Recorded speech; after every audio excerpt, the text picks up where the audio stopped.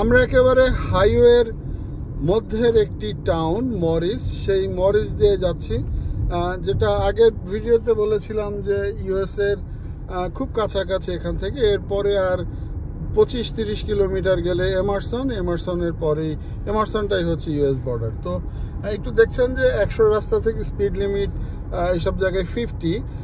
এইগুলি একটু খেয়াল রাখবেন যে যখন 100-এর রাস্তার পরে যখন স্লো মুভিং রাস্তায় আসবেন তখন কিন্তু পুলিশ থাকে এবং তারা বসেই থাকে কিভাবে আপনাকে জরিমানা করবে, কারণ আপনি স্পিড লিমিটটা ভুলে যান।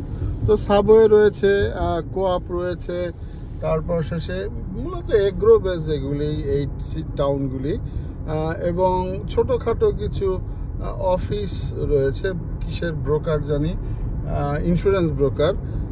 তো স্কুল অবশ্যই আছে এই সব জায়গায়, হাই স্কুল আছে এবং কলেজ আছে 12 ক্লাস পর্যন্ত, তার উপরের আর কিছু নেই। কিছু কিছু অ্যাপার্টমেন্ট আছে, আর এই ভিতরগুলিতে কিছু কিছু বাড়ি আছে, ভিতরে কিছু কিছু বাড়ি আছে। আর এরপরে সামনে আরও 2-1টা কফি শপ আছে, ভিতরে ভিতরে হয়তো কনভেনিয়েন্ট স্টোর বা ছোট স্টোর থাকতে পারে।